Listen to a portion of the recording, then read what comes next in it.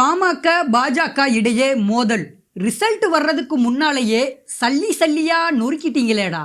விக்கிரவாண்டி சட்டமன்ற தொகுதிக்கு இடைத்தேர்தல் வர்ற அக்டோபர் மாதம் இறுதியில நடத்தப்படலாம்ன்ற தகவல் வர்றதுனால பாமக போட்டியிடும்னு அறிவிச்சிருக்காரு ராமதாஸ். ராமதாஸோட இந்த பிளானிங் பாஜக கட்சிக்கிடையே விவாதத்தை ஏற்படுத்தி இருக்கான். பாமக நிறுவனர் ராமதாஸ் சமீபத்தில் வெளியிட்ட அறிக்கையில தமிழ்நாட்டுல அண்மையில காலியான விக்கிரவாண்டி சட்டப்பேரவை தொகுதிக்கான இடைத்தேர்தலை மக்களவைக்கான கடைசி கட்ட தேர்தலோடு இணைத்து ஜூன் 1ஆம் தேதி நடத்த தேர்தல் ஆணையம் முடிவு செய்திருப்பதாகவும் அதற்கான அறிவிப்பு அடுத்த ஒரு சில தினங்கள்ல வெளியாகும்னு ஊடகங்கள்ல வெளியாகியுள்ள செய்திகள் அதிர்ச்சி அளிக்குது. விக்கிரவாண்டி இடைத்தேர்தலுக்கு இது சரியான நேரம் இல்ல.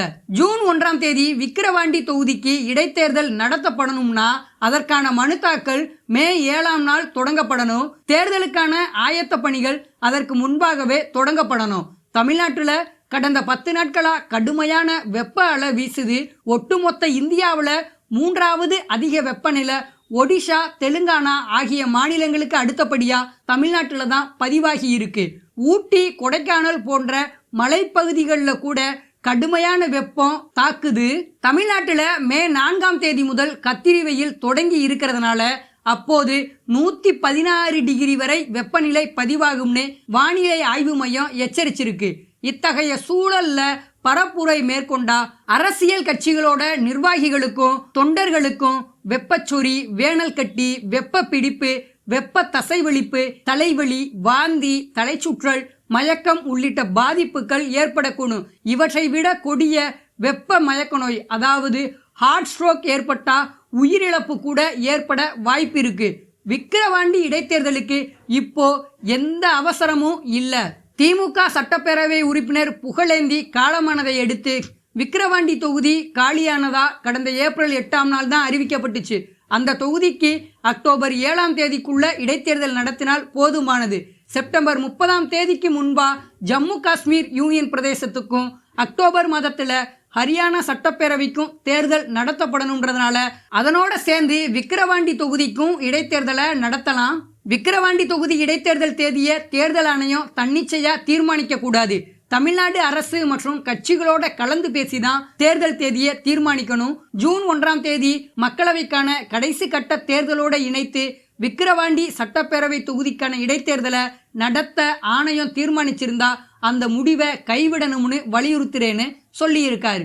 விக்கிரவாண்டி சட்டமன்ற தொகுதிக்கு இடைத்தேர்தல் வர்ற அக்டோபர் மாதம் இறுதியில நடத்தப்படலாம்ன்ற தகவல் வருவதால நடைபெற போற விக்கிரவாண்டி சட்டமன்ற தொகுதி இடைத்தேர்தலில் பாமக போட்டியிடும்னு அறிவிச்சிருக்கிறது பாஜக கட்சிக்குள்ள விவாதத்தை ஏற்படுத்தி இருக்கு. பாஜக தலைமையிலான தேசிய ஜனநாயக கூட்டணியில பாமக இருக்கிறதுனால கூட்டணியோட தலைமையான பாஜக கிட்ட கேட்காம எப்படி ராமதாஸ் இந்த மாதிரி ஒரு முடிவை எடுக்க முடியும்னு கேள்வி எழுப்புது பாஜக. இடைத்தேர்தலில் பாஜகவும் போட்டியிடும்னு கமலாயம் தரப்பிலிருந்து குரல் எழுவதால நாடாளுமன்ற தேர்தல் முடிவுகள் வருவதற்கு முன்னாலே பாஜக பாமக மோதல் வெடிக்குமோன்னு பரபரப்பானது.